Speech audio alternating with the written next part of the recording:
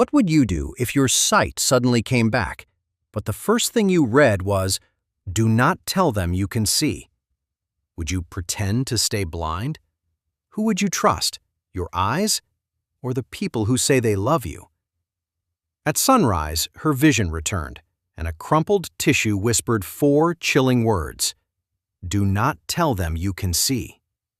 This is the true account of Ella, a woman whose world vanished in a car accident 3 months prior. In the quiet hours of a new morning, sight flooded back into her life. Color, shape, the familiar softness of her room. Then, a discovery under the bed. A crumpled tissue, smoothed by trembling fingers, ink scrawled in frantic haste. Do not tell them you can see. The message struck like thunder. Ella had lived only with her parents and occasional visits from her husband Noah. There were no others.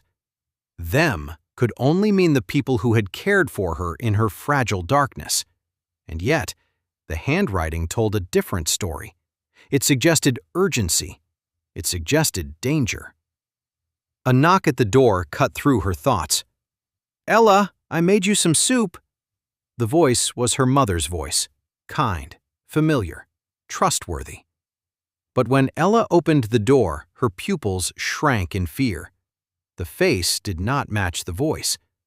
The woman in the doorway smiled with bright red lips and a practiced warmth.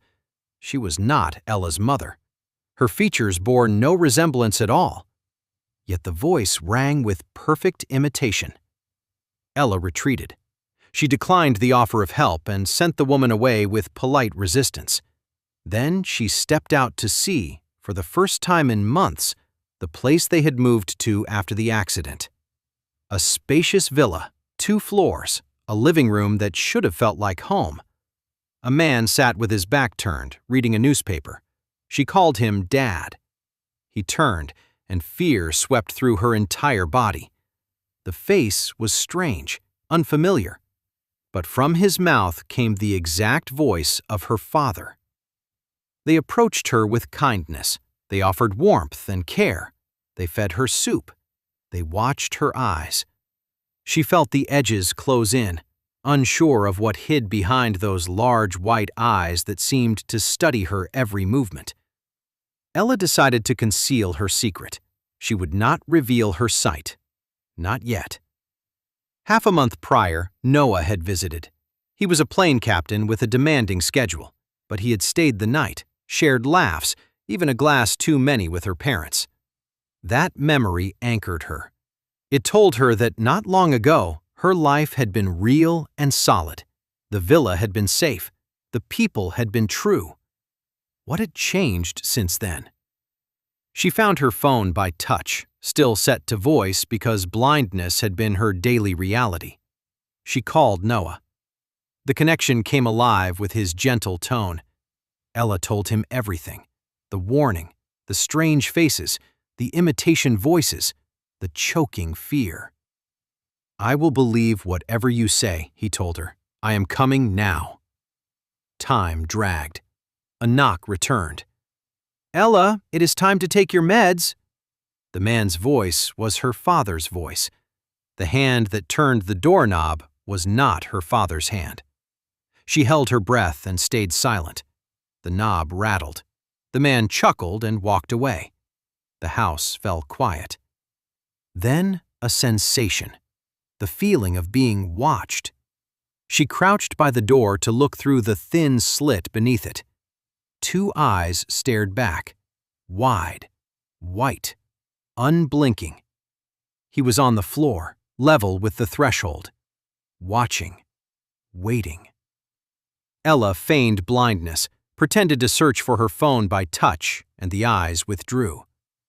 Noah called at last. His words hit like an icy wave. "Ella, where are you? I am at the villa, but it is empty. Dust everywhere, cobwebs in the corners, like no one has lived here for a long time." He sent a photo. The same layout, the same rooms, but abandoned. The sofa gray with dust. The place lifeless.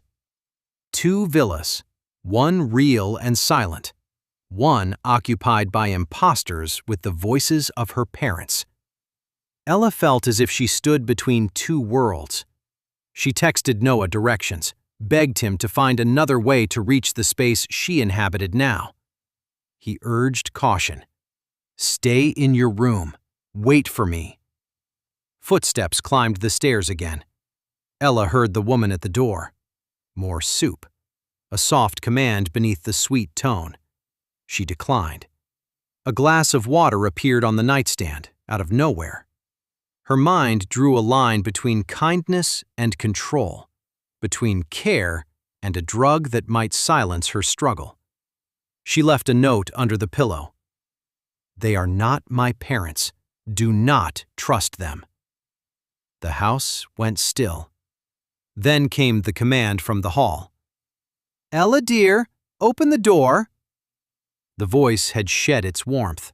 It was ice now, and it promised consequences. The doorknob turned with purpose. There was only one option: the window. Ella climbed out and felt the sting of cold air. She moved along the balcony rail and dropped to the ground, legs shaking with adrenaline. She sprinted across the yard. The gate was locked. A gap in the fence appeared like a lifeline. She forced herself through, scraped and raw, and hit the road. Headlights cut through the night. A car screeched to a stop. Noah stepped out and pulled her into an embrace. Relief flooded through her. They drove away fast, leaving the villa behind. For a moment, the place looked different. Dark, abandoned. Like the photo. Like a mirage dissolving. "You are safe now," Noah said. He promised a safe place. She watched him closely. In his eyes, something unsettled her. The weight of the morning pressed down on her chest. She asked for reassurance. He smiled and said he believed. But a tremor ran through his voice. Doubt slipped into her heart. Then the world wavered. Strength left her body. Sounds stretched into a distant tunnel. Light burst across her vision. The car was gone. The road was gone. And Noah was gone. Ella stood in a vast field wrapped in a faint mist. Two figures approached. They looked like her parents. They smiled without warmth. "Ella dear, come with us." She stepped back. Every instinct told her no. Something was wrong. Another voice called across the field. "Ella, do not go!" Noah appeared, bathed in a gentle light. His eyes were kind and protective. He told her the truth as she remembers it now. These were not her parents. They were beings that had come to take her. It was not her time. She had more to do.